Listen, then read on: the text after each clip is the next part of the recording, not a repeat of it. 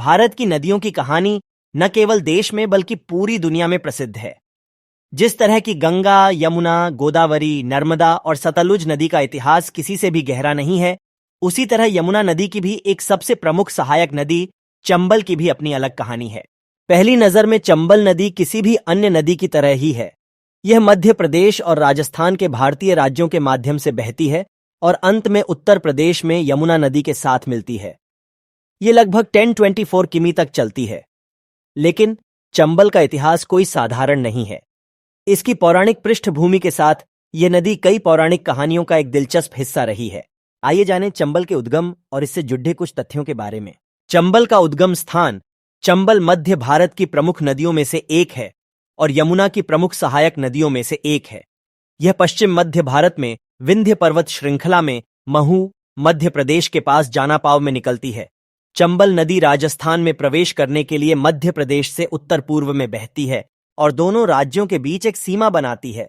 यह फिर यमुना में शामिल होने के लिए दक्षिण पूर्व की ओर उत्तर प्रदेश की ओर मुड़ती है। अपनी 900 किलोमीटर लंबी यात्रा के दौरान यह नदी उत्तर प्रदेश में भरे के पास पचनाड़ा में यमुना से मिलने से पहले कई भौतिक विशेषताओं और सभी प्रकार के इलाकों को पार करती है। जैसा कि नाम से ही स्पष्ट है कि पचनाड़ा वह स्थान है जहां 5 नदियां मिलती हैं। ये 5 नदियां क्वारी, चंबल, सिंध, यमुना और पहुंच हैं।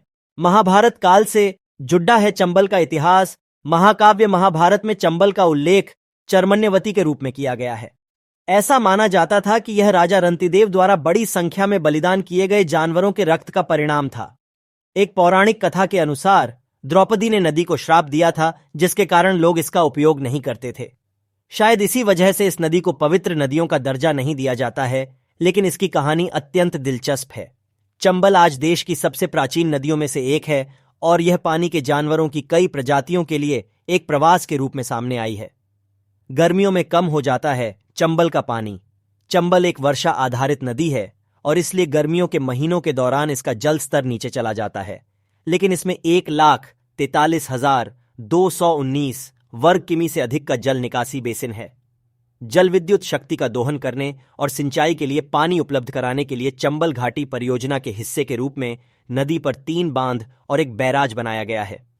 राजस्थान और मध्य प्रदेश की सीमा पर गांधी सागर बांध, चित्तौड़गढ़ जिले में राणा प्रताप सागर बांध और कोटा के पास जवाहर सागर बांध ने इस क्षेत्र की बिजली की जरूरतों को सफलतापूर्वक पूरा किया है। नदी का अपना अलग इतिहास है जो इसे भारत की प्रमुख नदियों में से एक बनाता है। अगर आपको ये वीडियो अच्छा लगा हो तो इसे शेयर जरूर करें और इसी तरह के और भी वीडियो देखने के लिए जुड़े रहें हमारे चैनल के साथ। तो चलिए दोस्तों, मिलते हैं इसी तरह के अगले वीडियो में। जय हिंद,